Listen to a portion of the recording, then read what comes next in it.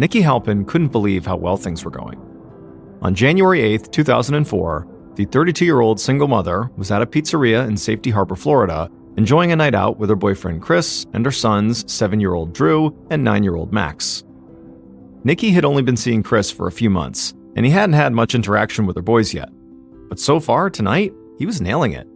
Chatting easily with Drew about Teenage Mutant Ninja Turtles, and also making sure to include Max too. When Nikki heard Max start to giggle over something Chris had said, Nikki suddenly felt this spark of happiness. She liked Chris, but until tonight, she really hadn't been convinced that their relationship had long-term potential.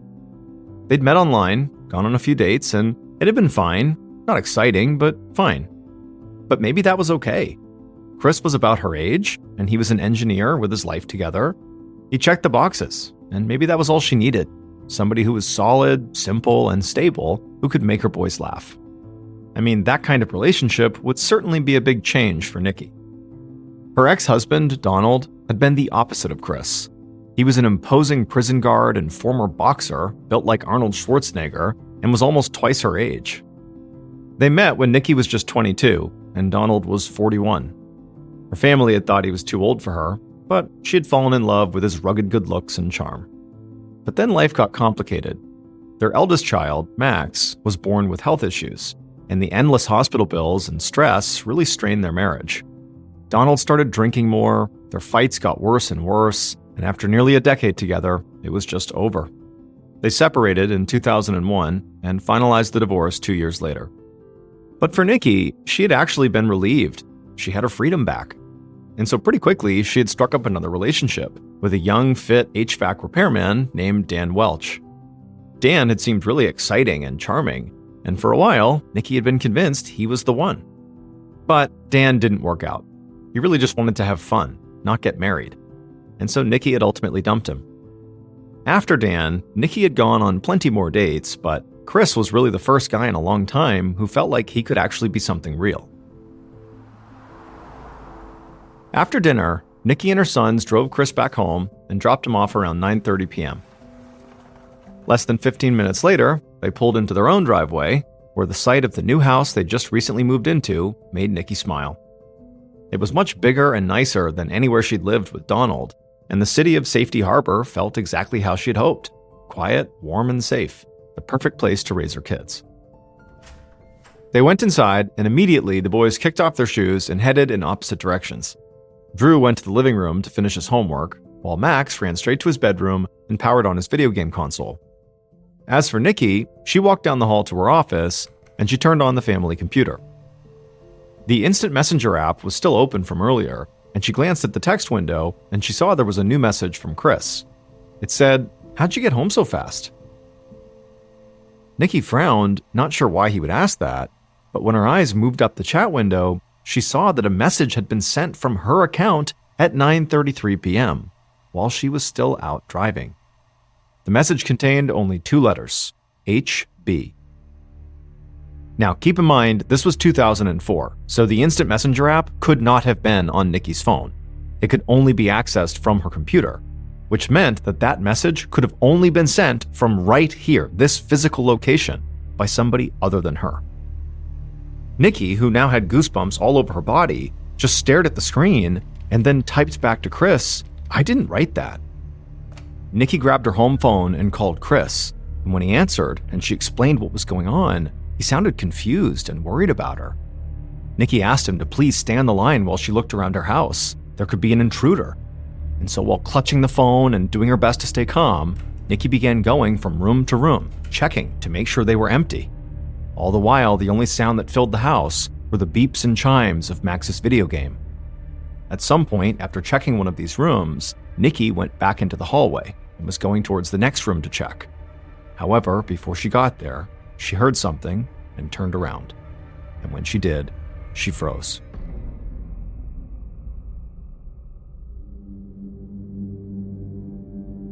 "15 minutes later, at approximately 9:50 p.m., Deputy Brad Ferguson of the Pinellas County Sheriff's Office was out on patrol when a dispatcher's voice came over the radio. A man had just called 911 in a panic. He said that he'd been on the phone with his girlfriend when she suddenly started screaming. The girlfriend's name was Nikki, and she was home with her 2 sons at 12 Clearview Drive in Safety Harbor. Deputy Ferguson switched on a siren and floored it towards the address. When he arrived, he knocked hard on the door. And to his surprise, a middle-aged man answered, looking very confused. Deputy Ferguson asked if someone named Nikki lived there, and the man said yes. Man called out Nikki's name, and a minute later, a teenage girl appeared. But to Ferguson, something just didn't feel right. Nothing about this scene matched the urgency or the information in that 911 call. Deputy Ferguson radioed dispatch and quickly realized there'd been a mistake. He was at the wrong house. The caller had given the wrong address, and it was just pure coincidence that there happened to be a Nikki there, too. The real location was 15 Clearview Drive, literally next door. This mistake meant Deputy Ferguson had lost precious minutes. He raced 30 feet over to the correct house, and the man from the wrong house followed right behind because he knew Nikki Halpin's family. They were neighbors. The lights were on inside of Nikki's home, but when they knocked, no one answered. The neighbors started shouting for Nikki and Drew and Max, and eventually 2 faces appeared in the window next to the front door. It was the boys, but there was no sign of Nikki. The boys recognized their neighbor and opened the door. Deputy Ferguson immediately noticed blood spatter on Max's t-shirt. When he asked where their mother was, Drew pointed down the hall. Ferguson walked into the house and headed in the direction the boy had pointed. And moments later, he stepped into the bedroom. And there was Nikki. She lay motionless on the bed. The blankets around her were soaked with blood, and there were deep wounds on the left side of her head. It was instantly clear this was a crime scene. Ferguson realized the attacker could still be inside, so he shouted for Nikki's neighbor to take the boys back to his home and lock the doors. After that, he radioed for backup and began clearing the house on his own. Gun drawn, he went room by room, closet by closet, until he was sure that whoever had done this was already gone. It frustrated Deputy Ferguson to think that the time he'd wasted going to the wrong house might have made all the difference. It might have given Nikki's attacker the chance to slip away. Minutes later, an ambulance arrived, followed by a fleet of police cars. Nikki was actually still breathing, but barely. So paramedics airlifted her to a trauma center, fighting to keep her alive the whole way.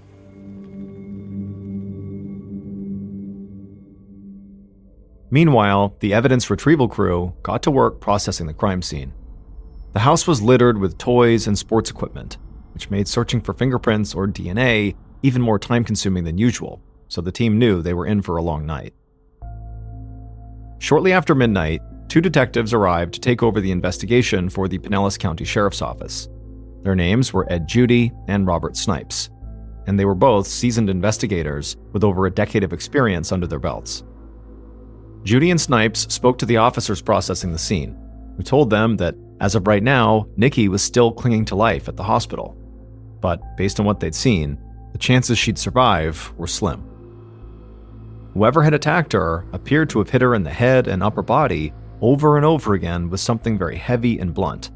But so far, the evidence retrieval crew had not found whatever that weapon was. In fact, they hadn't found much of anything. There was no evidence of a break-in or signs that anything had been stolen. But Detective Judy was not surprised. The viciousness of the attack did not feel like a robbery, and he was already beginning to suspect that the motive might be personal. After checking out the crime scene, Judy and Snipes left the house and headed next door to speak with Drew and Max, who were still with the neighbor. They tried to talk to the 9-year-old, Max, but he was completely unresponsive. Nikki's neighbor explained that Max had medical issues and rarely spoke, and now he may be traumatized too, and so that left 7-year-old Drew. The detectives sat Drew down in the kitchen, and as gently as they could, they asked him to tell them what he saw. There was a long silence, and at first, the detectives weren't sure the boy would even answer them.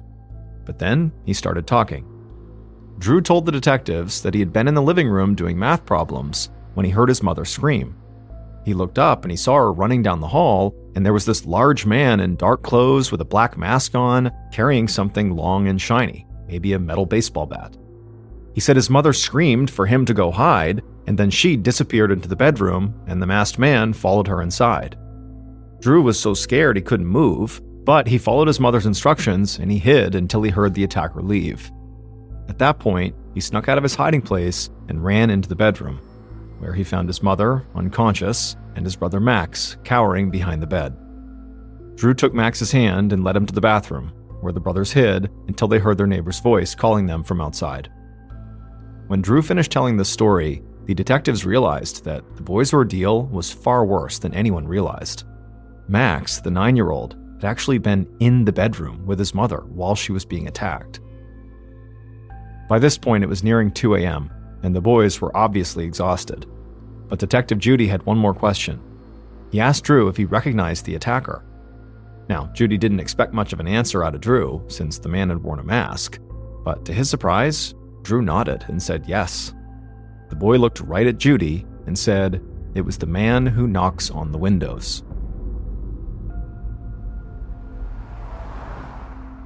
On the drive back to the station, Detective Judy and Snipes talked over everything they'd learned, starting with Drew's final comment about the man who knocks on the windows. They had asked Drew what he meant, but the boy had not been able to explain beyond that. The detectives weren't sure if the man who knocks on the windows was a real clue or a garbled story from a deeply traumatized child, but whichever it was, they couldn't make sense of it right now. So they agreed to log the statement and come back to it later. For now, they decided to focus on the information from Drew that did sound reliable, and that was that the intruder was a man. This fact lined up both with their suspicions and with their training, which told them that whenever a woman is attacked, the culprit is usually an intimate partner. And so, in the detective's eyes, all the men in Nikki's life were now potential suspects.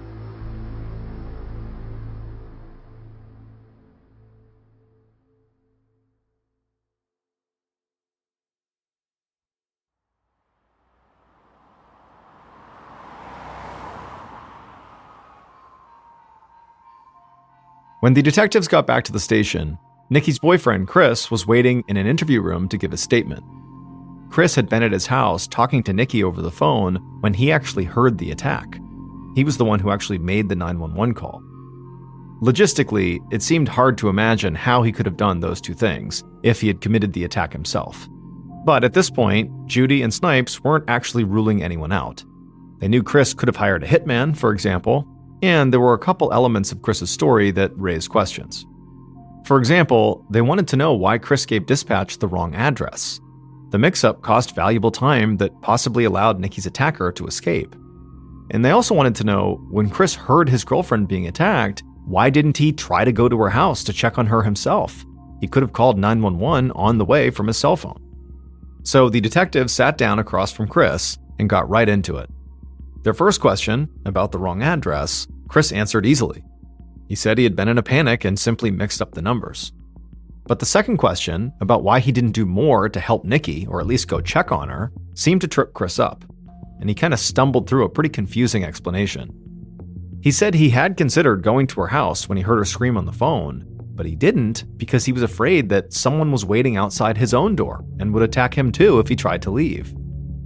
To Judy and Snipes, this answer just seemed weird. There was no reason for Chris to think he would be targeted in some kind of coordinated two-pronged attack, and he hadn't mentioned it to the 911 dispatcher at all. It sounded like a pretty outlandish excuse. And so by the end of the interview, both Judy and Snipes were more skeptical of Chris than they had been when they walked in. But they still couldn't figure out a way for him to have been present for the attack while he was also home talking to Nikki on his landline phone. So despite having a few misgivings, they thanked Chris for his time and let him go. As soon as Chris was gone, Snipes called the hospital for an update on Nikki's status. It was now 3 a.m., 6 hours after the attack. Snipes was not expecting good news, so it came as a relief when the doctors told him that no, Nikki is actually still alive. Her vitals were stable, and it was looking more likely that she'd survive the night. Still, her doctor stressed that her condition was dire. After getting off the phone, Snipes shared the news with his partner, and then they got to work on their next task, contacting Nikki's family to fill them in and see if they knew anything useful. Unfortunately, a quick search told them that Nikki's parents and siblings were 1,300 miles away in Massachusetts, and this kind of news was just too serious to deliver over the phone. So they called up the nearest precinct and arranged for a local officer to drive out to her parents' place and talk to them in person.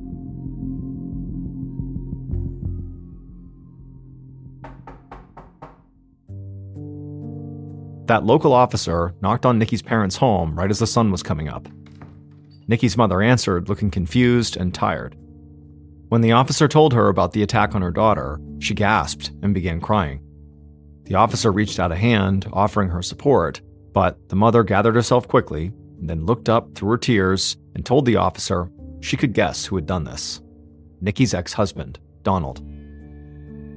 To explain this, Nikki's mother told a story that stretched back a decade to 1994, in the early days of Nikki and Donald's marriage. That November, their oldest son Max was born with life-threatening complications. A buildup of fluid in his skull put too much pressure on his brain, and he only narrowly survived. Over the next few years, Max endured dozens of brain surgeries, and during one of those surgeries, a nurse accidentally gave him the wrong medication, and it nearly killed him. Nikki and Donald sued the hospital over the incident, kicking off a drawn-out and very expensive legal battle that created a lot of financial pressure on the family. These new money problems, along with Max's ongoing health issues, led to constant stress in their household, which eventually contributed to the collapse of Nikki and Donald's marriage. And then soon after their divorce was finalized, the hospital finally settled in the case, granting Max a trust fund of $1.5 million. And in the legal wrangling that followed, Nikki had become sole custodian of that fund, and Donald was shut out completely. He would never see a dime. This is why Nikki's mom thought Donald might have attacked her daughter. She believed that he simply harbored a grudge over the money. Detectives Judy and Snipes were already on their way to Donald's place when the Massachusetts officer who visited Nikki's mom called them to tell them about Donald's potential million-dollar motive. Now, Judy and Snipes already considered Donald a suspect simply because he was Nikki's ex-husband, but this new information shot him right to the top of their suspect list. They found Donald at home in his bachelor pad apartment, sitting down to coffee and the morning newspaper. When they told him that Nikki had been attacked last night and was in critical condition at the hospital, Donald looked at them in shock and then demanded to know where his kids were. The detectives calmly explained that the boys were perfectly safe, but they currently were in the custody of social services. They couldn't be released to Donald until the detectives were confident that he wasn't involved in the attack. Now, Judy and Snipes watched as Donald processed the fact that they were treating him like a suspect. He seemed surprised, and in a tight voice, he told them to come in and ask whatever they wanted. Inside, as Judy and Snipes launched into their questions, it quickly became clear that the divorce was a very sensitive topic for Donald, but not just because of that trust. He did say he did not think Nikki was managing the fund properly, but beyond that, he told the detectives that actually, he was still in love with Nikki. But this admission really only made Donald even more attractive as a suspect. Maybe, the detectives thought, he was jealous that Nikki was dating other people. So they asked Donald if he would come back to the station for a polygraph test, and he said yes. Detectives Judy and Snipes were hoping to use this polygraph test to press Donald about whether he really still loved Nikki or if his love had turned to anger. They wanted to try to catch him in a lie. But as soon as they got the machine up and running, Donald started passing question after question without so much as a blip. The detectives started to wonder if maybe they and Nikki's family had misjudged Donald. But then it happened. Judy asked Donald if he knew who hurt Nikki. Donald said no, and the machine registered a sharp rise in his heartbeat. This signified a possible lie. Snipes felt a rush of exhilaration, but he didn't mention anything about it until the test was done. When it was done, he confronted Donald about the question he'd failed. Donald took a long time to respond, and when he finally did, he said that he hadn't lied. He really didn't know who hurt Nikki. But if he was being totally transparent, he did suspect someone. He hadn't said anything until now because he didn't want to point fingers without any evidence. But if the detectives really wanted to know his opinion, Donald thought they should look into Dan Welch, the young, fit HVAC repairman Nikki dated after their separation. To both Judy and Snipes, Donald's accusation against Dan Welch just seemed like a desperate attempt to divert attention away from him. But then Donald explained why he suspected Dan, and it was surprisingly convincing. Donald said that Nikki actually used to vent to him all the time about Dan. At first, she'd been really into their relationship, but when she began talking about marriage, Dan apparently wasn't interested, so Nikki had dumped him. But after she dumped him, Donald said that Nikki had told him it was like a switch had flipped. Dan was devastated. He refused to accept that it was over and kept calling Nikki and begging her to take him back for months afterward. Eventually, Nikki turned to Donald for advice, and he told her to take out a restraining order. When Judy and Snipes finished their interview with Donald, they still weren't convinced he was innocent. However, they now had a second suspect, Dan Welch.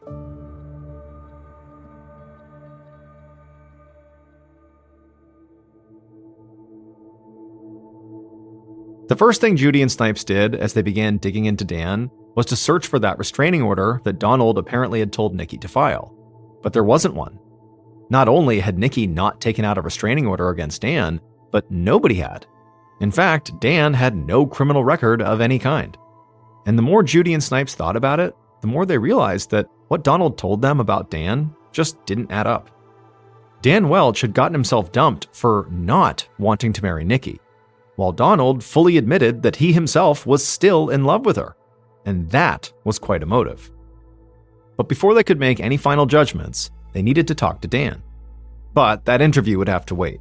It was now late in the afternoon on the day after Nikki's attack. Detectives Judy and Snipes had been up for more than 24 hours working this case, and they were fading fast. Before they spoke to any more suspects, they needed to get some sleep. The pair reconvened the next morning at the station, and the first thing they did was call the hospital to check on Nikki. And unfortunately, the news was bad. She'd spent 36 hours on life support, she was unconscious, and showing no signs of brain activity. It was unlikely she was ever going to recover. This put the detectives in a somber mood as they headed out to talk to Nikki's ex-boyfriend, Dan. Dan lived in Clearwater, just a few miles away from Nikki's home in Safety Harbor. Judy and Snipes wanted to catch him off guard, so they didn't call ahead before they knocked on his door. When Dan answered, the detectives studied his face as they told him they were here to speak about Nikki. They deliberately did not tell him why, because they wanted to see if the mention of Nikki made him nervous, or angry, or emotional in any way. But Dan just stared at them, like he couldn't understand what they were saying. In fact, he was acting like he didn't even know who Nikki was. So when Dan just continued to look confused, the detectives repeated themselves, this time using Nikki's full name. And that's when a look of recognition passed over Dan's face. He quickly waved them inside and said he'd been confused because he always called Nikki Nicole. Dan said he had heard about the attack on the radio and had been expecting a visit. As they walked to his living room, Dan kept saying how he was happy to help the investigation. But to the detectives, he seemed almost too eager. Dan's upbeat demeanor felt forced, and Judy and Snipes could sense anxiety just beneath the surface. They had barely sat down when Dan had already offered to provide DNA samples and invited the detectives to search his apartment for evidence. The detectives told Dan that yes, they would love to do both of those things, but first, they just wanted to talk. They told him that they had heard his breakup with Nikki might have gotten a bit ugly, and so they wanted to hear his side of the story. If there was any truth to Donald's accusations about Dan harassing Nikki following the breakup, the detectives thought this question might trigger some sort of reaction. But Dan just sort of shrugged it off. He said he had gotten over Nicole a long time ago, and he was now seeing somebody else. Dan also had an alibi for the night of the attack. He said he had spent the evening working out with a buddy and then went home around 10 p.m., and then he called his girlfriend.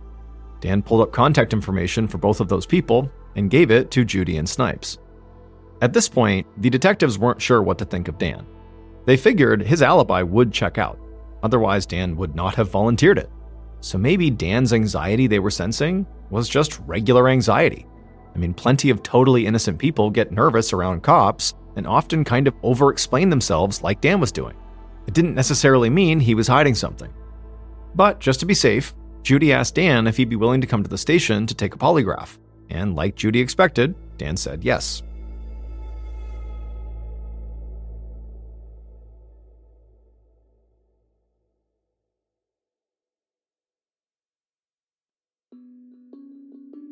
When they got back to the station, they set Dan up in a private room and hooked him up to the polygraph machine.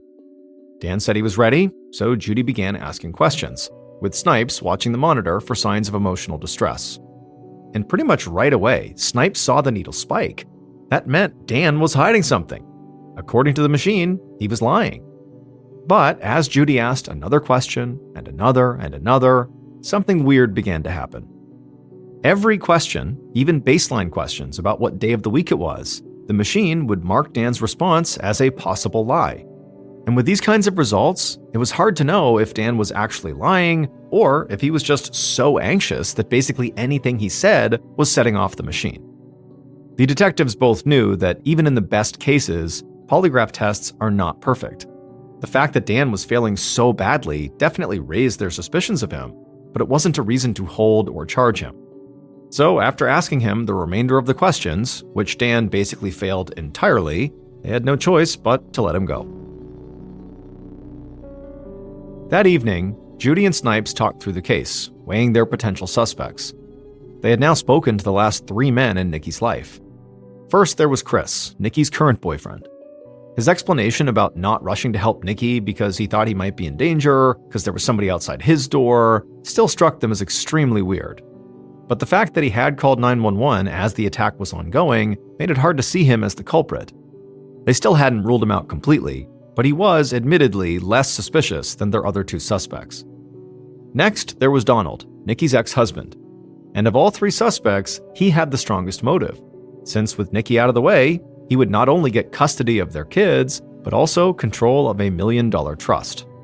And the fact that he had pointed the finger at Dan, Nikki's ex-boyfriend, was also suspicious, especially since there was no criminal record of the problems Donald had told them about. That on its own was almost enough to convince them that Donald was their guy, he was guilty. Except that their third suspect, Dan, the ex-boyfriend, had failed every question on his polygraph test. All in all, the detectives agreed that it was still too early to draw any firm conclusions. Just 2 days had passed since the attack, and so far, the investigation had been moving at a breakneck pace.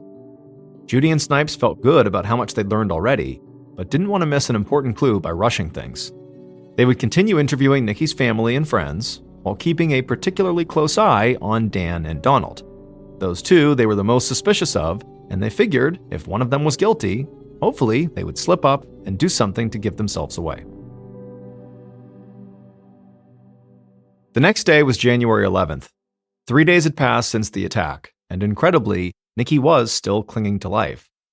However, that morning, her doctors told her family that she would never wake up. So, Nikki's family said their final goodbyes at the hospital, then doctors turned off the machines that were keeping her alive. Nikki died shortly afterwards. And so that meant that Judy and Snipes were now officially dealing with a homicide case. Also, Nikki's death started a ticking clock on the custody of her sons.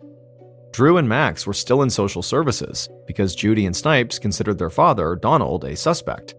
But that couldn't continue indefinitely. If the detectives didn't charge Donald soon, the boys would be released into his care, and Donald would take control of Max's $1 million trust.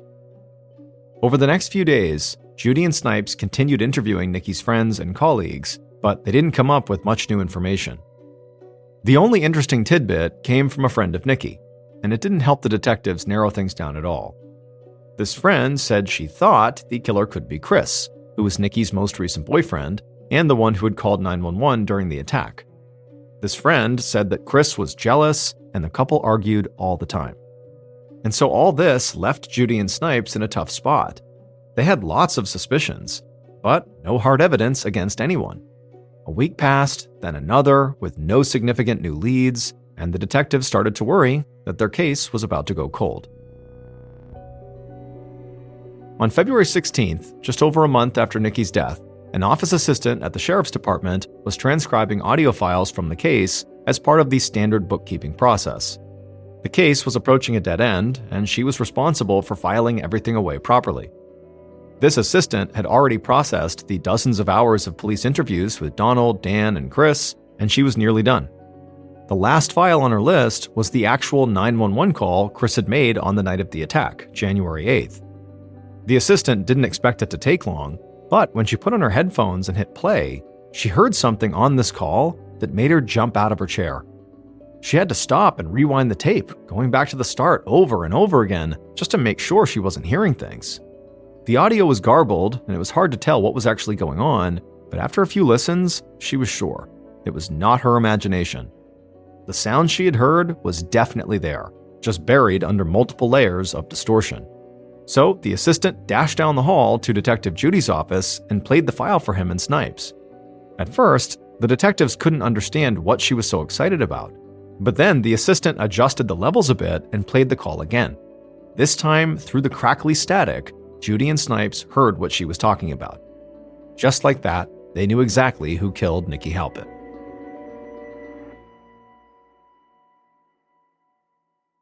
Based on the evidence collected at the crime scene, interviews conducted throughout the investigation, and the recording of the 911 call, the following is a reconstruction of what police believe happened to Nikki Halpin on the night of January 8, 2004.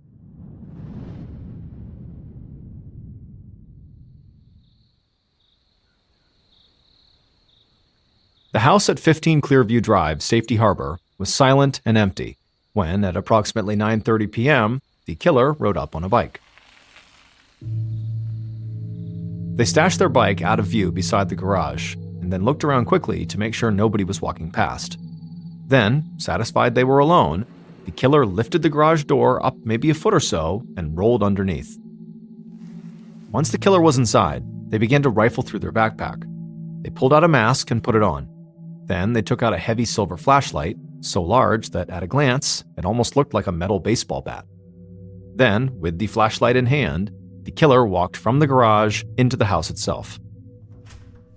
Within moments, the killer was creeping through the quiet house down the hall. They headed to Nikki's office, where they switched on the computer. When the screen lit up, the instant messenger app was already open, and Nikki's conversation with Chris was visible on the screen. Just then, the icon beside Chris's handle changed colors, indicating that he was now online. The killer thought for a moment, and then hit a couple of keys at random and hit enter. A few seconds later, a response came through from Chris. "How'd you get home so fast? You must have run every red light." As the killer read that, they smiled. Now, they knew Nikki was on her way home. Killer switched off the computer screen and walked into a different room and hid. A few minutes later, the killer heard the front door open, followed by the sounds of Drew and Max running happily into the house. The killer stayed where they were, thinking Nikki would soon pass by. But the wait took longer than they expected. And so as the minutes ticked by, the killer grew impatient.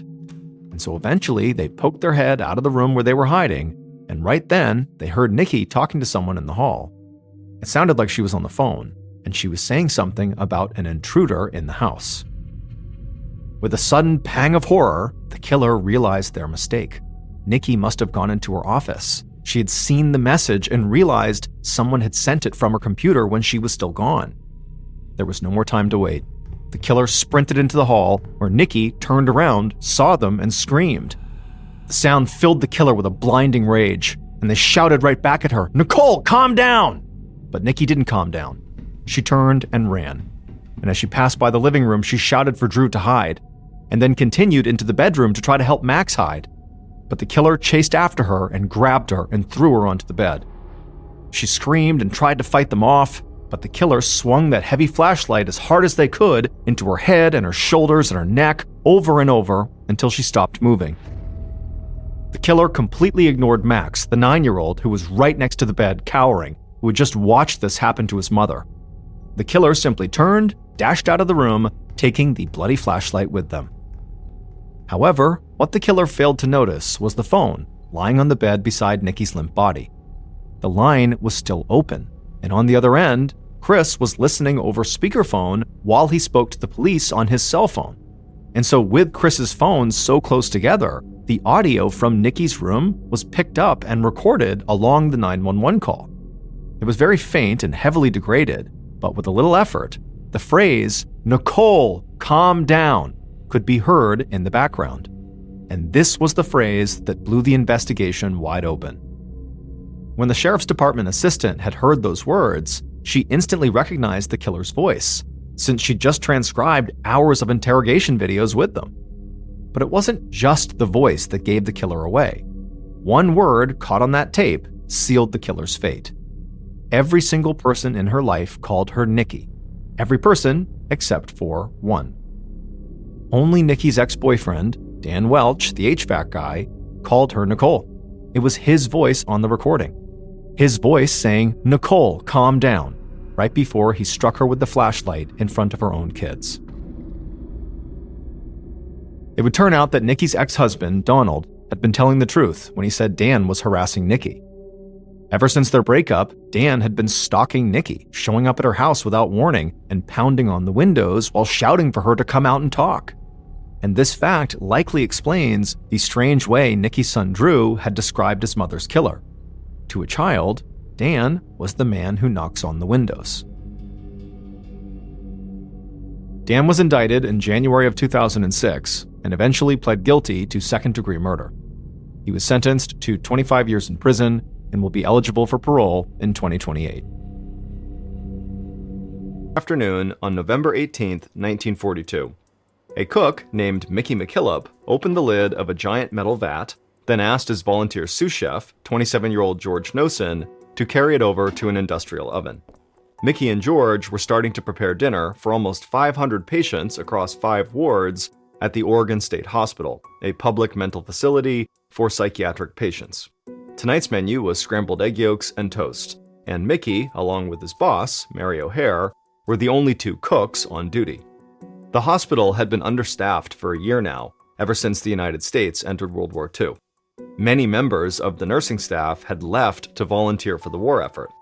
During the day, there was about 1 attendant for every 16 patients, but at night, that number swelled to 1 attendant for every 150 patients. Mickey and Mary were so desperate for help in the kitchen that they had started asking trustworthy patients to help them prep for each meal. And one of those trustworthy patients was Mickey's volunteer sous chef, George Nosen. George placed a frozen 16-pound canister of eggs onto the countertop beside the oven. Mickey liked George, and he felt a little sorry for him too. George's parents had originally brought him to the hospital for help with his epilepsy, which is a disorder of the brain characterized by repeated seizures. At this time, people were just beginning to understand how epilepsy actually worked. George's parents most likely saw it as a mental condition, which is why they brought him to the state hospital. They probably didn't think he was crazy, they just wanted help with getting his seizures under control. But during George's initial evaluation, the staff psychologist would diagnose George with paranoid schizophrenia, and then they had George involuntarily committed for life. Mickey didn't understand how that was possible. He'd never seen George hallucinate or get aggressive like the other patients with schizophrenia, but there was nothing he could do about it. And if he was being honest with himself, he was glad to have someone so mild-mannered and easygoing to help him in the kitchen. Mickey yanked the lid off the canister that George had just set down, revealing hundreds of thawing egg yolks. These days, a lot of the hospital's food supply came from federal surplus deliveries, since the government was rationing food to help the war effort. The egg whites were used in food that was sent overseas, and hospitals stateside got the leftover yolks. It was time to start cooking, so Mickey dumped out the canister into the metal vat. He repeated the process 2 more times until the stovetop was crowded with thawing eggs. He handed George a cup and asked for water, and then he lit the stovetop so the eggs would warm faster. He let George dump the water into the vat, then the 2 of them started slicing bread loaves. Once they were done, Mickey turned on the oven and laid all the bread slices across the metal grates to be toasted. Then he turned his attention back to the eggs. They were finally thawed, so Mickey asked George to grab some powdered milk. It was the only thing that made the egg yolks creamy enough to scramble. As Mickey stirred the eggs, he sent George to fetch something else, postum powder, a caffeine-free coffee substitute they'd been getting from the government over the past year. Mickey even let George mix the drink himself. He'd never let a patient touch an actual dinner item before, so Mickey took a quick sip just to be safe. The postum tasted like chalk, which meant it was made correctly. He clapped George on the back and told him he'd done a great job. But that momentary taste test distracted Mickey just long enough for the eggs to start burning. Mickey cussed as he turned off the stovetop, wondering how to fix this. He threw in a palmful of salt and then gave the eggs a stir, and then they looked good as new. When dinner was finally done, Mickey and George portioned the eggs and toast into buffet dishes and then loaded them onto a big cart for delivery at each of the 5 dining halls spread across the hospital's wards. By the time they got to Ward 5, hungry patients lined the hallway outside the cafeteria, urging Mickey and George to please hurry up. Finally, a bell rang and the lines began to move. From behind the buffet table, Mickey watched as the patients ladled scrambled eggs onto their plates. He helped serve them each a piece of toast, and then sent the patients to sit at the long metal tables that ran the length of the dining hall. And as the patients all dug into their food, Mickey heard someone call out that the eggs were too salty. Mickey winced and felt bad because he knew he very well could have oversalted them. And while Mickey was worrying about the eggs, another patient in the room took a long swig of postum and then started to choke. One of the nurses walked over to pat the patient on the back, but instead of swallowing, the patient keeled over and threw up on the nurse's shoes. The nurse shrieked, and Mickey looked over and saw a red streak on the ground. It took him a second to realize that it wasn't vomit, it was blood. The patient then fell backwards onto the floor, and those around him began to scream. The nurse bent over and tried to steady the man, who was now having a seizure on the floor. Mickey ran over to help her, but before he could make it, another patient sent a spray of red blood shooting across the table. Mickey shouted for everyone to stop eating. But his warning came too late. More patients began throwing up blood. Others collapsed onto the floor, writhing in pain. Mickey didn't know what to do, so he just tried to catch patients as they fell. One nurse ran into the hallway and sounded an alarm. Mickey stooped over a patient who was clawing at his own face, saying he couldn't feel it. His lips were swollen and blue. He tried to help the man return to his seat, but the man collapsed back down to the floor and started saying that his legs were paralyzed. Mickey was totally horrified and his hands trembled with fear, and he had no idea what could cause this terrible reaction people were having. Dr. William Lidbeck had just finished dinner when his phone rang at his home on the hospital grounds. When he picked it up, all he heard on the other end was screaming and shouting. Then a panic-stricken nurse got on the line and begged him to run up to the hospital. Patients across 4 of the 5 wards were collapsing, they were vomiting blood, and now losing feeling in their faces and limbs. Dr. Lidbeck dropped his fork, ran out his front door, and tore across the lawn, heading for the side entrance of the main hospital building, 100 yards from his cottage. With every step, the screaming he could hear grew louder. It sounded like every patient inside of the building was in agony. Moments later, the doctor flung the door open and stepped into the hallway, and the scene that greeted him was horrible. The hallway was full of patients sitting on the floor with their backs up against the wall, coughing blood into their laps. One man had been strapped to a gurney in the hallway, spasming wildly, blood running down the front of his shirt. His entire mouth was swollen and drool collected at the side of his lips. A nurse ran into the hallway and beckoned Dr. Lidbeck to come quickly. He followed her through a doorway into the cafeteria, where he saw dozens of patients writhing on the floor. The nurse that Dr. Lidbeck had followed dashed ahead of him. She knelt down beside one of the patients and started spoon-feeding him baking soda. Dr. Lidbeck caught up to her and asked what was going on. She admitted that the nursing staff had no idea what had caused this outbreak, but it had started right after the patients had begun their dinner. She didn't know how to reverse it, but she was just hoping that baking soda would help alleviate their stomach pain. The entire staff was running around in complete panic, trying to manage symptoms. Dr. Lidbeck took a deep breath and tried to push down his rising fear. He'd never dealt with sudden illness on such a massive scale, but he knew that he couldn't do anything without the proper equipment. He had to get his medicine bag from his office on the second floor. He instructed the nurse to keep working, then ran out of the cafeteria and down the hallway. He turned the corner into the 3rd ward, where the scene was exactly the same. It was full of patients covered in their own blood, writhing on the floor. Dr. Lidbeck had always prided himself on having a steely stomach, but this felt unbearable to watch. He rushed through the hallway, stepping over sick patients as he went, and ran up the stairs to the 2nd floor. But as he left the stairwell, he stopped dead in his tracks. The atmosphere in this ward was completely different. The hallway was empty. If it weren't for the screams echoing from downstairs, it would almost feel peaceful. As he walked past open doors, he saw all the patients tucked in their beds. They looked scared, but seemed to be otherwise fine. Dr. Lidbeck was confused. How was this ward so calm when the rest were full of chaos and vomiting patients? A door opened at the end of the hallway, and the ward's head nurse, Allie Wassel, stepped out and walked toward him. Dr. Lidbeck thought she looked really pale. The nurse seemed very relieved to see Lidbeck, and she would tell him that she thought there had to be something wrong with the eggs from dinner. She said she had taken one bite and they had tasted so spoiled that she ordered all her patients not to eat them, and so her patients were fine, but she had been throwing up ever since. A chill ran through Dr. Lidbeck. He didn't know yet what was causing his patients to vomit blood, but now he knew it very likely had to be related to the eggs. It was the only thing all the patients had eaten that night. But it couldn't just be a case of spoiled food. An egg would have to be so rotten to cause this that it never would have been served in the first place. It would have been obviously bad. Then a realization dawned on him. If the eggs themselves were fine, it meant that something else had been put in the eggs that night. He was glad that Nurse Wassel had not eaten more of them. Dr. Lidbeck told the head nurse that if she started feeling worse, to please come find him right away, and then the doctor ran back downstairs to tend to the sick patients. As Dr. Lidbeck went down a hallway, he passed by the hospital morgue.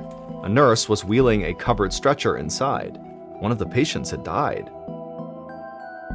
Dr. Lidbeck's blood ran cold, but he didn't have time to stop and mourn. There were hundreds of other patients still waiting for treatment, and so he didn't have a moment to lose.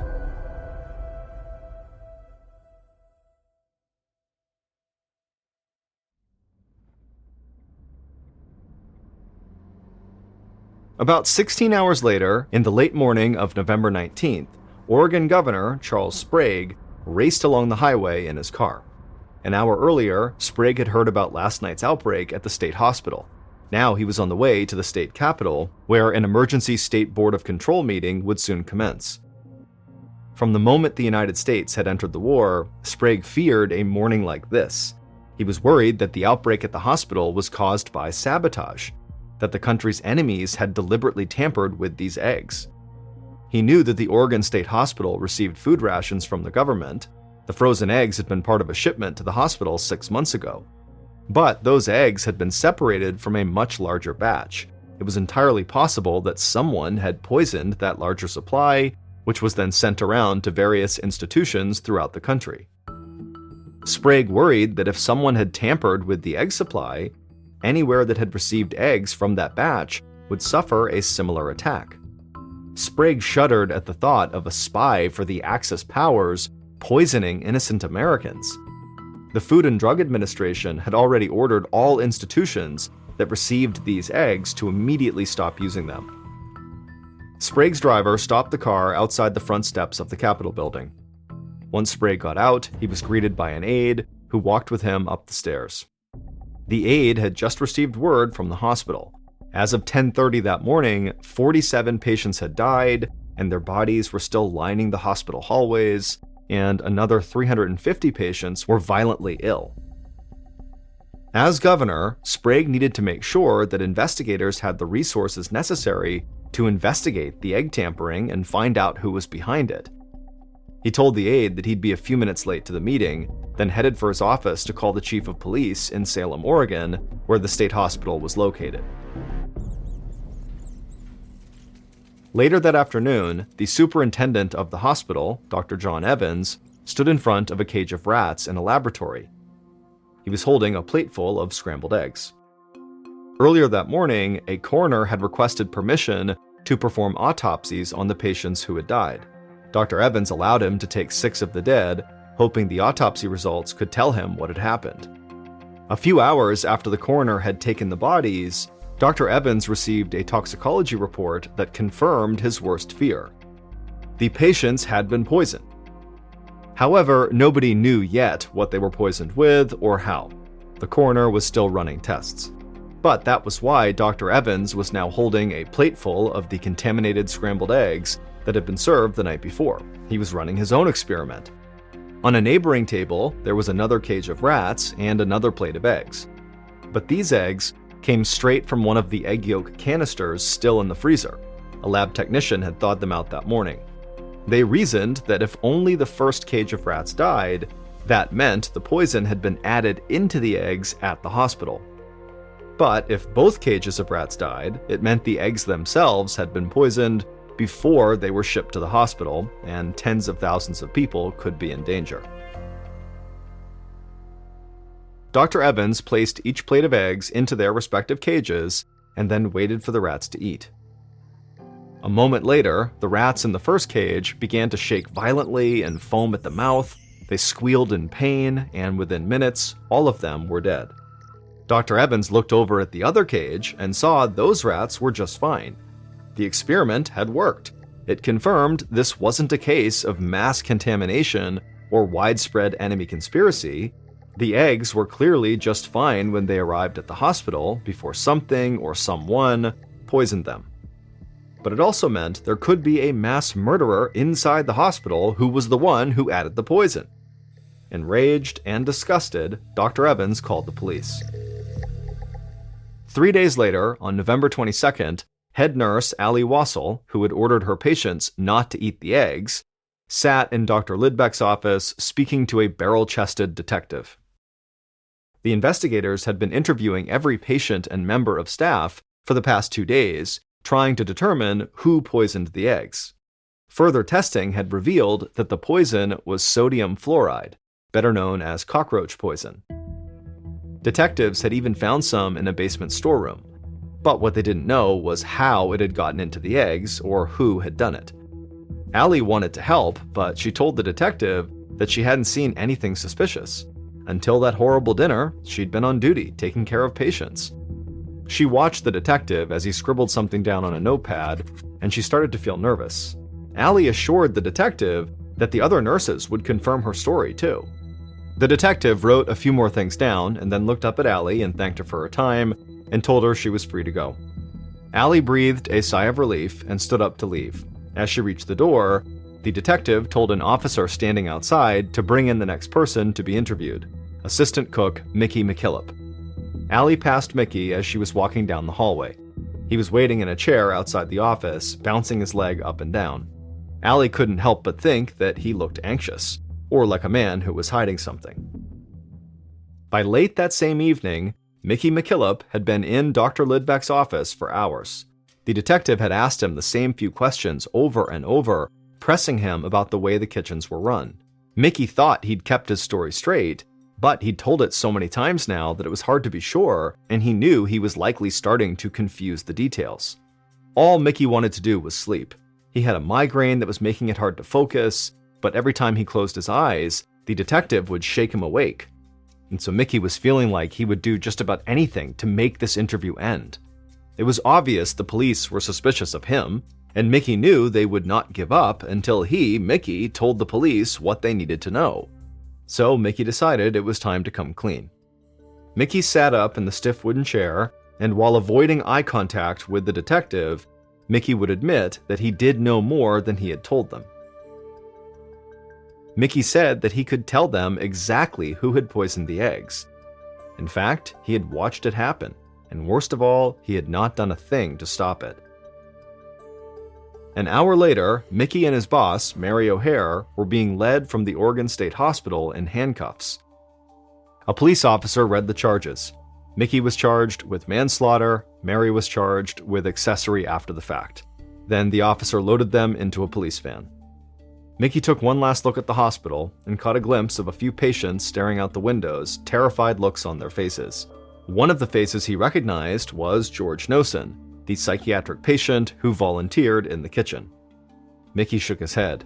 He knew that what he had just told the detectives would change George's life forever. When Mickey the cook finally told the truth to detectives, he began by telling them about the terrible evening the sickness broke out. While the nursing staff was running around treating all these patients who were vomiting up blood, Mickey saw George Nosen cowering in the hallway, and suddenly Mickey had a terrible thought. He grabbed George and asked him to retrace his steps from that afternoon. Mickey and George mimed preparing the eggs, getting the frozen yolks, lighting the stove, getting some water to help warm them.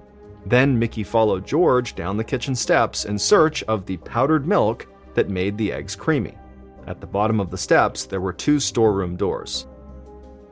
Instinctively, Mickey leaned toward the storeroom on the left, which held dry goods, but George led him to the storeroom on the right, which held fruits and vegetables.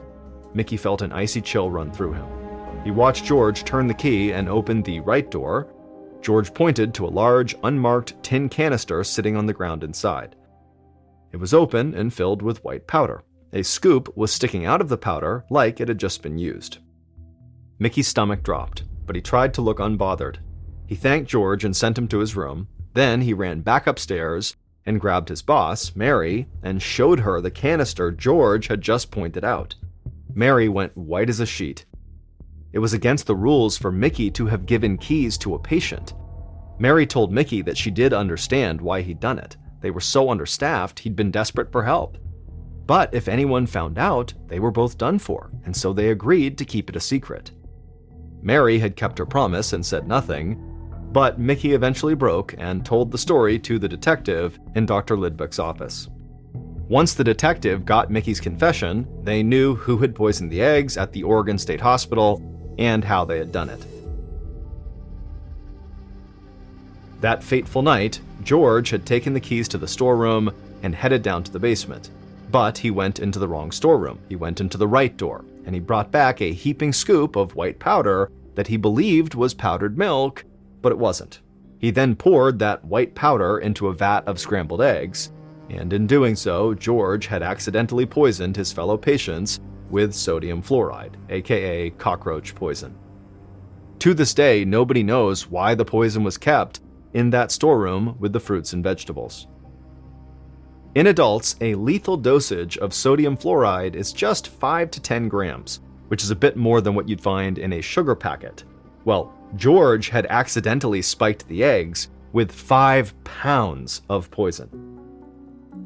In the end, the charges against Mickey the cook and his boss Mary were dismissed. The hospital was held liable since the real culprit was gross understaffing. The only person who suffered any real consequences for the mistake was George, who was unable to leave Oregon State Hospital for another 41 years. George was never the same after that night. He couldn't forgive himself for what he'd done, even if it was just a tragic mistake. The patients who remembered the outbreak bullied him relentlessly for decades. And after a while, George started fighting back. He got into physical brawls on multiple occasions.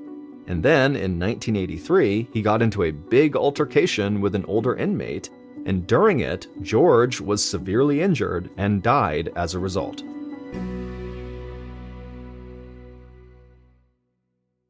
A young woman named Melissa finally moved out of her mother's house and got her own place across town.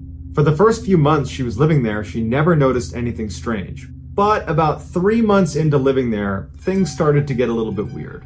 It started with a whole bunch of hang-up calls where someone from different numbers would call, she'd answer, and she could hear them breathing, but they weren't saying anything.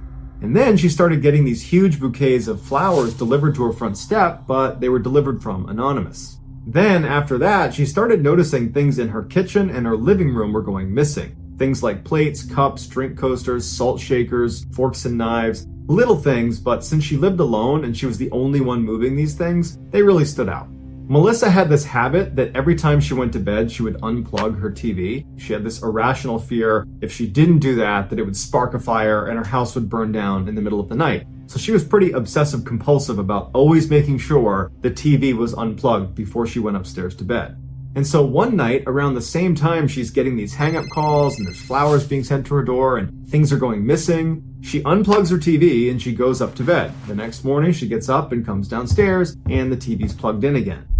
She convinces herself that, well, she must have forgot to unplug the TV. As rare of an event as that is, it has to be what happened. And so that night, she unplugs the TV and remembers looking directly at the plug, confirming that, yes, I've unplugged the TV. And then she puts it down and looks again at the outlet. It's not plugged in. It's definitely not plugged in. And then she goes upstairs to bed. The next morning when she walks downstairs, she had the sense of dread that when she turned the corner, because her TV was right at the bottom of the stairs, that when she turned the corner, it would be plugged in again and her worst nightmare would come true, that something is happening on my first floor when I'm asleep at night. And as she comes down the stairs and turns the corner, what does she see? The TV is plugged in again.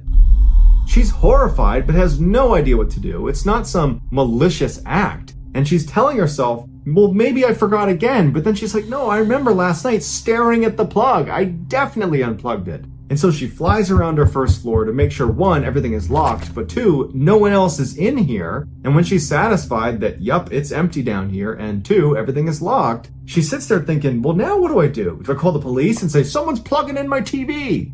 She can't do anything. And it was at this point that Melissa developed a very real fear of her first floor. And she began going to bed so early at night because she could not be on that floor when it started to get dark. And so imagine living alone, being afraid of going down to your first floor, how scary it would be at night when you're laying in bed, your door's shut, and any noise you hear in the house, you're going to attribute to your first floor. And so Melissa was living this absolutely wretched life where she's scared of everything outside of her bedroom. And so with that as context, Melissa goes to bed one night super early, probably like 3 o'clock. The sun's not even down yet, but she's upstairs. But eventually it does get dark outside and she still has not fallen asleep. And so she sits up in bed and she turns on the TV. And right away, the channels on the screen start to change. And she's thinking, oh, I must be laying on the remote. But then she remembers the remote's in my hand. And so she's looking at the remote and then she's looking at the TV. She's not touching her remote. And the channels are still cycling. Now, Melissa had what's called a skybox, which means her downstairs TV was connected to her upstairs TV and vice versa. If one was changing the channel, in real time, the other changed the channel. And so as she's looking at her remote and not touching it and looking at the screen as the channels are changing, it dawns on her that someone downstairs is changing the channels. And so frozen in fear, all she can think to do is turn off her TV because that's the one function that does not have any impact on the other TV. So she turns the TV off. And so in total darkness, in a house she's already terrified of, she is straining her ears to try to hear some sign that this is either someone's down there flipping through channels, or this is nothing, and I just happened to turn the TV on when the skybox was malfunctioning. And as she's sitting there, all she can hear is her own breathing, and she can feel the pounding of her heart in her chest. But she doesn't hear any sounds in her house. She doesn't hear the TV on. She doesn't hear footsteps, doors opening, none of that. It's silence in the house. So after what probably felt like an eternity, she just grabbed the pillow and clutched it in front of her and put her head into the pillow and just laid like that until she eventually fell asleep.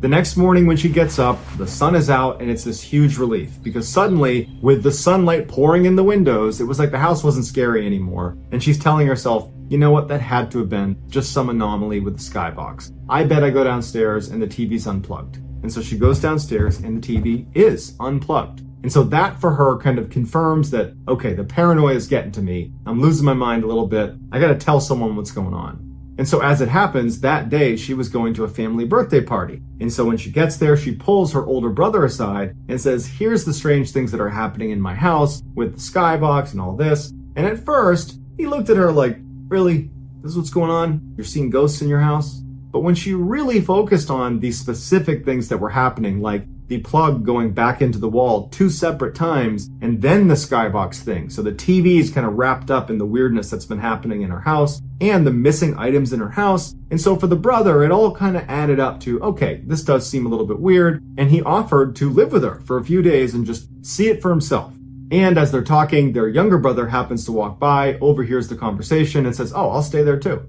For 4 days, the two brothers lived on the first floor of Melissa's house, and they don't see anything, they don't hear anything, it's completely ordinary. And Melissa at first was reassured, but then started to think, does that mean whoever's been doing this stuff is watching my house really closely and knows that I have, protection at my house right now and they're staying away? Does that mean I'm being watched really closely? And so finally, when her brothers are getting ready to leave after the 4th day, she was practically begging them to stay. She couldn't stand the idea of staying in this house. Her brothers reassured her that she had nothing to worry about, but if she experienced anything weird, anytime, any day, just call or text and they would be there in a heartbeat. Although she did not feel reassured, it was starting to get late, at least by her standards. It was like 3 o'clock, so the sun's getting close to going down, so she needs to go upstairs. So she goes back in her house and does like 20 trips around her house to confirm everything is shut, everything is locked, no one's in the house, everything is safe, and then she goes upstairs to bed. But like most nights, she was so scared of everything outside of her bedroom door that she couldn't sleep. And as she's laying there in utter silence in her room, she hears the unmistakable sound of her back door opening. And she hears footsteps walking through her first floor, and then she hears the TV turn on, and her brothers have been watching her TV last, and they had the volume set really, really high. So as soon as the TV went on, it blared all through the house. And immediately the TV turned back off because whoever turned it on knew that that was going to wake up whoever was in the house. Melissa doesn't know what to do. Before, whatever the heck was happening in her house was a little bit subtle. It was like she had to think about what she was hearing to confirm it was actually happening. Now, this person is just strolling into her house in the middle of the night and flipping on the TV and blaring it through the house. And so she immediately is like, oh my God, what do I do? And she picks up her phone and she calls her brother. Then he picks up right away and she goes, someone is in the house right now. The brother's like, I will be there in 10 minutes. Do not leave your bedroom. Don't do anything. Stay on the phone with me. So Melissa's shaking out of fear and she gets up as slowly as she can and she walks over to the window to get as far away from the door, which was locked, as she possibly could. And she's glancing out the window, waiting to see her brother pull up as she listens for any sign that this person downstairs has begun walking upstairs. Finally, Melissa sees out of the corner of her eye her brother's car pulls up across the street, and he, along with her younger brother, hop out. They run across the street towards her house. They hop over the fence, and they run down the alley between her house and her neighbors, and they go towards the back out of sight. She's still on the phone with him, and she's saying, do you see him? Do you see him? Do you see him? Do you see him? And he says, hold on. He goes to the back of the house where he knows you can look in and basically see the whole first floor. And as soon as he gets to that spot where she's expecting him to give her a report, and he pauses. There's silence on the phone, and she goes, what do you see? And he says, okay, yep, there is someone in your living room right now. I'm going to hang up and call the police, and I'm going to call you right back. Now, Melissa knew what she heard was very real to her, but to have it confirmed by her brother right now took this to a whole nother level of fear. Now she's legitimately fearing for her life. There is a person, an intruder in my house right now, confirmed. They are right downstairs, and they've been coming into my house probably for weeks. And so her brother hangs up the phone and begins calling the police. Meanwhile, Melissa is just standing in this room, horrified, as she listens to a stranger walk around the first floor of her house. But because she was hearing the footsteps clearly downstairs, she decided she would just walk over to her door and look through the keyhole, which was oversized on her door. And if you looked through it and over to the left, you'd actually look downstairs to the first floor. You'd only see a sliver of the first floor. And so very carefully, she walks her way over to the door. And as she kneels down to look through the keyhole, her phone rings. It was in her pocket and it wasn't on silent. It was on loud, and it was her brother calling back. And she kind of fumbles for her phone. She drops it on the ground. It's still ringing. And she finally silences it. And then reflexively, she pokes her head back and looks through the keyhole. And standing at the bottom of the stairs, looking up at her, is a man with a hat pulled over his eyes who's clearly heard the sound. And he begins walking up the stairs. She's falling over backwards, screaming at the top of her lungs to get her brothers inside. She hears them come charging inside. She hears this epic struggle on the stairs, and she hears this person who's in her house, because it was a voice she didn't recognize, screaming, I'm sorry, I'm sorry, I'm sorry. And then it's quiet.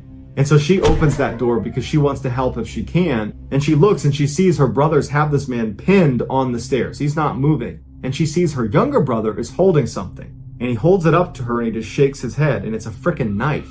And then she puts it together that the stranger in her house was carrying this knife. And before she can even take that information in, the older brother takes the hat off of this guy, and it's their mother's ex-boyfriend from 10 years ago. The same one they all believed had an inappropriate attraction to Melissa. Police show up and take him away, and he quickly admitted to sneaking into her house for months. They don't know how he got in, and he would never tell them, but he admitted that, yep, I was breaking in almost every single night. But he never gave a good reason why. He just started doing it. Police cited mental illness as the likely culprit for why he was doing it, and the family believed this could be something more sinister, but either way, he was given 3 years in jail, and the family, once again, cut all ties with him.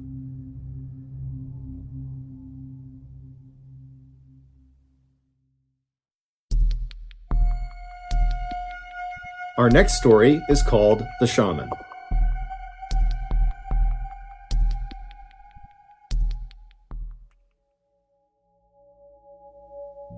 On April 27, 1997, a farmer in Indonesia was walking his livestock through a thick sugarcane field near his house when he tripped on something.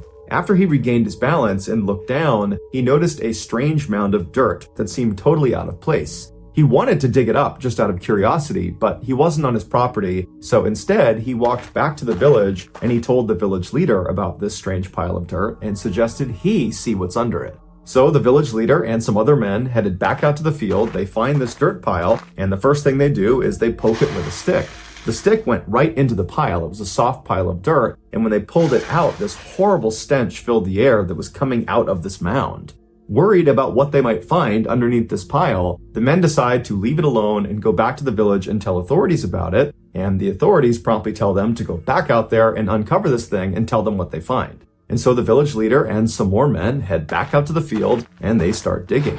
And pretty quickly, their shovels strike something that's fairly soft inside of this mound. And so after delicately removing some more dirt, they discover a woman's face is looking right back at them. It appeared she had been buried up to her neck, and then someone had just thrown dirt on top of her head. At this point, the authorities did come out, and they were able to identify the body as belonging to a 21-year-old local woman named Dewey. After asking around the village about this girl, the police determined the last time anyone had seen her was 3 days earlier when she had left her house to run an errand. But after that, no one knew what happened to her. Just a few hours after Dewey's discovery, a 15-year-old rickshaw driver came to the police with additional information. He said 3 days earlier, on the evening of April 24th, so the same day that people had seen Dewey last, he said she had come to him to ask for a ride, and when she got into the rickshaw, he asked where she wanted to go, and she said she did not want to tell him specifically where she was going. Instead, she just wanted him to drive in a particular direction, and she would give him more information about how to get where she wanted to go as they got closer. And so this really intrigued the driver. And so after he began going in this direction, he turned to her again and said, can you tell me anything more about where we're going? This is really weird that you're not giving me any more information. And so finally, Dewey relented and she told him she was going to see the shaman. A shaman, in simple terms, is someone who uses magic to cure the sick. The driver did think it was odd that this girl was going to see the shaman in the middle of the night and she was being so secretive about it, but after he dropped her off, he hadn't given it much thought until he found out she had died. The police approached the shaman, who was 45-year-old Ahmad Siraji, and they asked him if he had been with Dewey on the night of April 24th. Initially, Siraji said no, he had not been with her and he had no idea what happened to her. But after police searched his house and found Dewey's belongings inside, Siraji said, okay, I've been lying and I have a confession to make. And he would very nonchalantly tell police that not only had he killed Dewey, he had also killed dozens of other women the same way and buried them in the sugarcane field. And so the police went out to the field and started looking around, and they found all these mounds of dirt all over the place, and under them were women buried up to their neck. After the excavation was all done, the police believed they found the bodies of 42 different women, but truthfully, that was just a guess. They believed there could be more. During his trial, Siraji explained in detail why he did the things he did. He said back in 1986, so 11 years earlier, he had this vivid dream where his deceased father came to him and instructed him to drink the saliva of 70 women, and if he did that, he would become immortal. When Siraji woke up, he didn't chalk up this experience as just a strange dream. He believed he had just had a real interaction with the spirit of his dead father, and so he decided he would do as he was told. But his father didn't explain to him how he was going to extract the saliva from these 70 women. And so after thinking about it for a couple of days, Siraji decided the most efficient way to do it would be to just kill the women and then forcibly take their saliva. To find his victims, Siraji began telling people in his village that he had supernatural powers, that he was able to grant women specifically everlasting beauty and riches. And many people believed it. And so as this rumor spread not only around his village, but to surrounding areas, lots of women heard about it and came to him and requested his services. He would tell them to come back later that night when it was totally dark and to not tell anyone where they were going. Once they arrived, they would come inside of Siraji's house and they would pay him a fee that was roughly equivalent to $300. And then he would tell them he needed to perform a ritual to give them their beauty and their riches. And so they would leave his house, they would cut through a cemetery, and they would enter into that sugarcane field, and they would walk for a while until Siraji stopped them. And he would hand the woman a shovel and he would tell her to dig a hole in the ground. And he would assure her this is part of the ritual.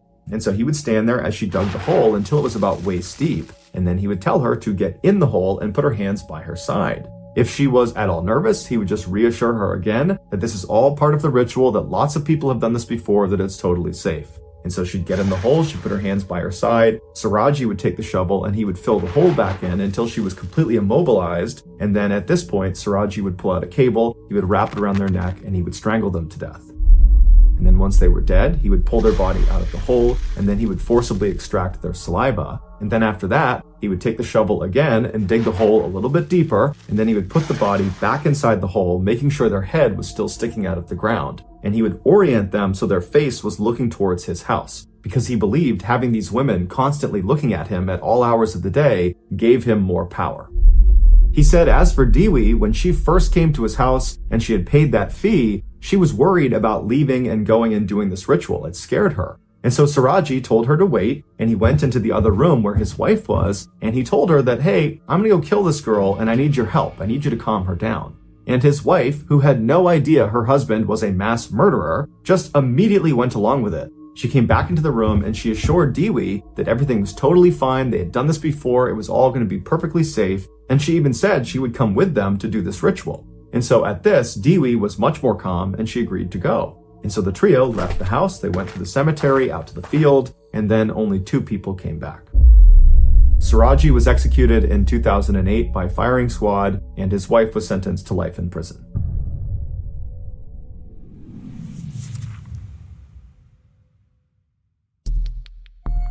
The next and final story of today's episode is called The Raven-Haired Woman.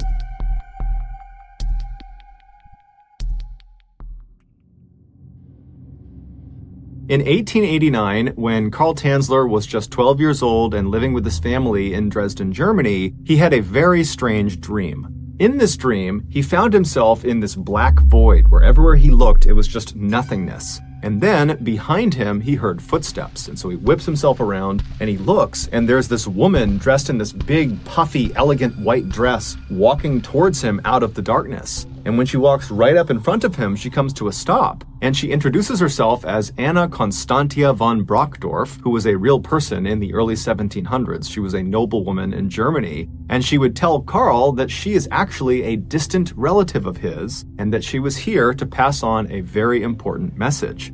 Karl was rooted to the spot. He didn't know if he should be afraid of what she was going to say, or excited or nervous, but before he could decide, Anna had already turned and was pointing in the direction she had appeared out of. And so Karl turns and looks in the direction she was pointing, and out of this blackness, out of this void, came this woman's face. It was a face detached from a body. It almost looked like a floating picture of a woman's face. And as this face floated closer and closer to them, Karl was immediately struck by just how beautiful this woman was. Her hair was jet black like a raven's feathers, and her skin was white like porcelain. But there was something off about this woman, this floating face. She looked sad and kind of frail.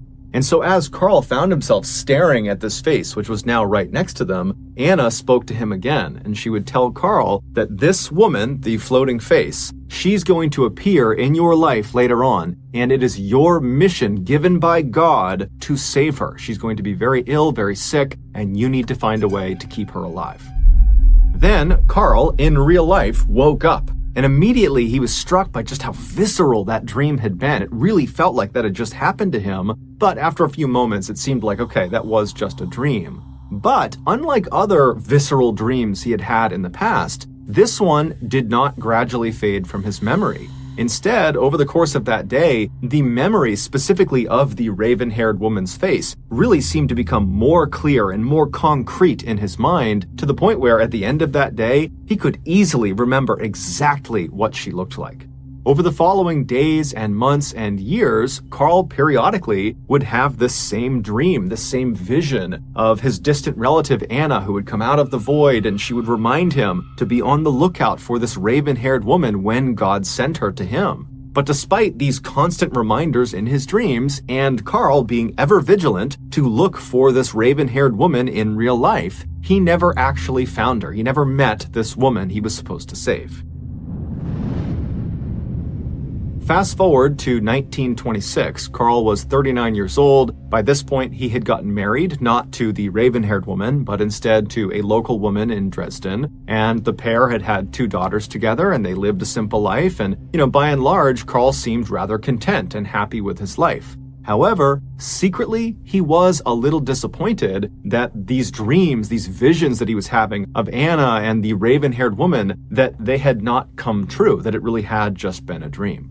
That year, due to an economic downturn in Germany, Carl and his family left Germany and emigrated to the United States, where they believed there would be better opportunities for them.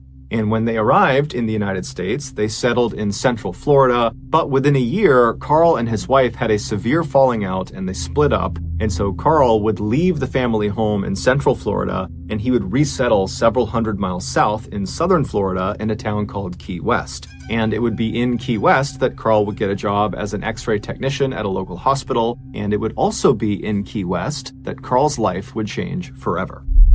Less than a year after settling in Key West, Carl was at the hospital going about his day when an older woman walked into the office and she said to Carl that she was there to get her daughter, her 21-year-old daughter, an X-ray of her chest because her daughter apparently couldn't stop coughing and they were concerned about it. And so Carl began doing the paperwork with the mother when suddenly the daughter came into the office. And as soon as Carl saw her, he knew immediately that she was the raven-haired woman from his dreams. She walked in and she sat down in a chair and Carl just stopped what he was doing and stared at the daughter. And then he kind of broke out of it and turned his attention back to the mother and he said to her, "Ma'am, don't worry, I will do everything in my power to save your daughter's life." Now, the mother didn't know what was wrong with her daughter, and so this was both really helpful that this man she was talking to was so willing to help, and also kind of ominous that he was already insinuating that she could be dying. But either way, the mother said, "Thank you very much, we really appreciate that." And so Carl and the mother, they finished their paperwork, and then Carl quickly left from behind his desk and hustled over to the daughter, and he introduced himself and he reiterated that she was in good hands. And the daughter was a little bit weirded out by this, but she was polite and said thank you, and she said her name was Elena. And so Carl would take Elena and bring her back and give her the X-ray, and unfortunately he would discover through this X-ray that she had tuberculosis. Today, that disease is easily curable, but at the time, that was a death sentence. When Carl saw this, though, in a weird way, it almost made him happy because this was another indication that, this really was the raven-haired woman from his dreams. Not only did she look the part, but she also had arrived in desperate need of help. And so now Carl needed to find a way to save her. Even though he was just an X-ray technician, he was not a doctor, and so he had no clue how to begin to treat tuberculosis. But that didn't stop Carl. Over the next year, Carl would be in touch with Elena and her family on a near daily basis, updating them on all of the new techniques to fight tuberculosis that he was doing all this research on, and he would tell them about experimental procedures and drugs they could try, even sometimes paying out of pocket for them to go try them. He would also bring Elena into the office as often as he possibly could to X-ray her again and again and again to see if perhaps she was making good progress. But unfortunately, over the course of that year where he was doing everything he could, it just didn't work. The disease ravaged Elena's body, and on October 31st, 1931, so roughly a year after Carl had first met Elena, Elena would unfortunately pass away.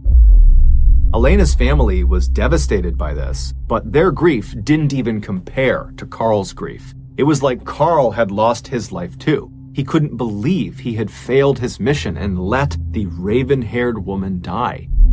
When it came time to bury Elena, Carl said, "Let me pay for the most elaborate gravesite we can possibly make. Let me set up a mausoleum for her."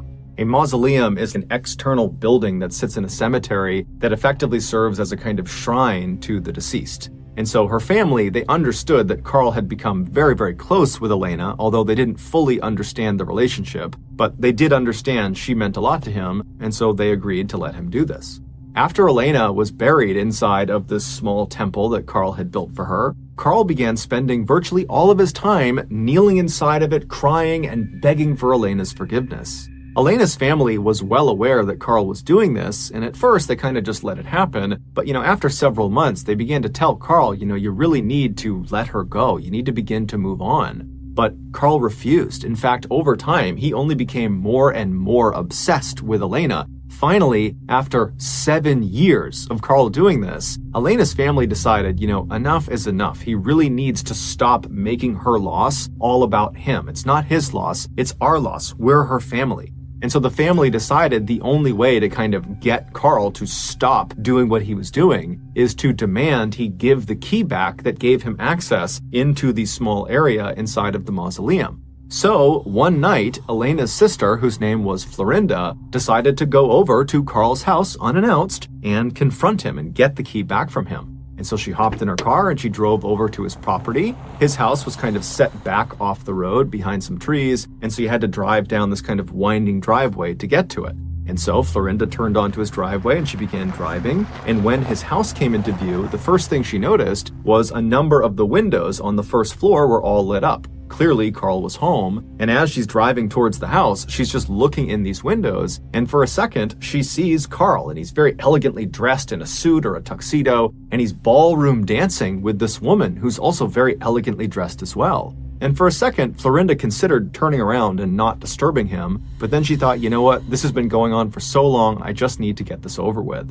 And so she drove her car and stopped in front of Carl's house. She hopped out, she walked up onto his porch, and she knocked on his front door. Inside, she could hear music was clearly playing, but just a few seconds after she had knocked, the music was cut off, and then no one came to the door. And so Florinda knows there's people inside this house, and so she knocks again, but again, there's no movement in the house. It's just silent, as if the people inside are pretending not to be there.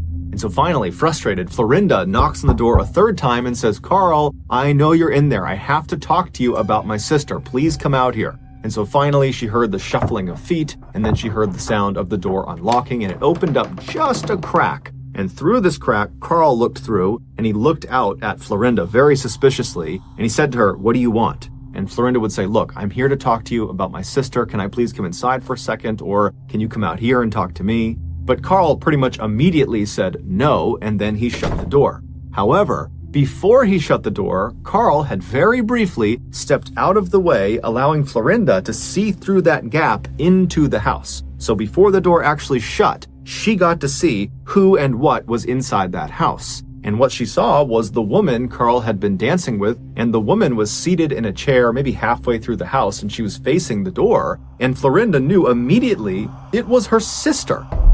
And so she's standing on the porch having no idea what to make of what she's just discovered. And so feeling kind of overwhelmed, she just kind of staggered off the front porch, she turned around, she ran into her car, and she drove off to tell the police. When the police came back, they knocked on the front door, and they demanded that Carl let them see the woman he was there with. And so at this point, Carl knew the gig was up, and so he opened the door and he allowed them to come inside. And when the police went inside, they saw the woman he was with, and sure enough, it was Elena. However, Elena was deceased and had been for 7 years. After her death, Carl said he was able to talk to her inside of her mausoleum, and so that was why he was going back there every single night, because he and Elena were spending time together. And then at some point in 1933, so 2 years after Elena has been dead and buried, Carl would say she told him while he was visiting her mausoleum that she didn't like being in the mausoleum and that she wanted to come back with him and stay at his house. And so the following day, Carl had shown up with a child's wagon, and he pulled her out of her coffin, pulled her out of the mausoleum, put her corpse in this wagon, and wheeled her back to his house. He had continued to go to the mausoleum every night for the next 5 years just to keep up appearances, but Elena's body never went back inside of it. She would stay at his house, where he painstakingly attempted to restore Elena's very badly decomposed body to its original form. He strung piano wire through her entire body, connecting all of her bones together to keep her skeleton intact. He replaced her eyes with glass eyes, and he began rubbing the special wax all over her skin.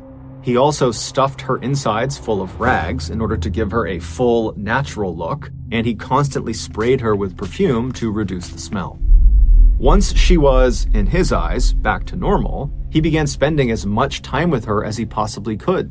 He would change her outfits constantly, he would put on makeup, and he would give her new jewelry, and he would talk to her about the ups and downs of life. He would laugh with her, he would cry with her, he would sleep with her. Carl would admit that ultimately his goal with keeping Elena in his home was to eventually still save her life. He believed if he could somehow get her body up into the stratosphere, that the radiation up there would bring her back to life. And if he could do that, he would be fulfilling his God-given mission to protect her.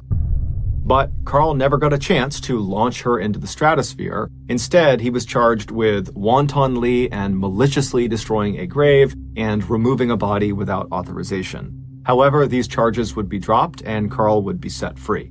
As for Elena, her body was returned to her family and they would bury her in Key West.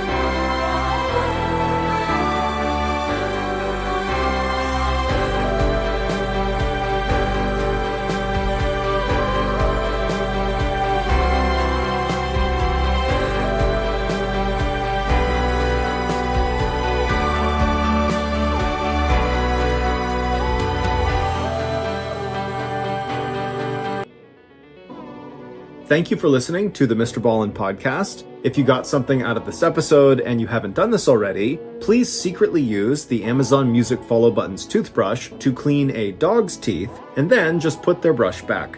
This podcast airs every Monday and Thursday morning, but in the meantime, you can always watch one of the hundreds of stories we have posted on our main YouTube channel, which is just called Mr. Ballin. Consider donating to our charity. It's called the Mr. Ballin Foundation, and it provides support to victims of violent crime as well as their families. Monthly donors to the Mr. Ballin Foundation Honor Them Society will receive free gifts and exclusive invites to special live events. Go to mrballin.foundation and click Get Involved to join the Honor Them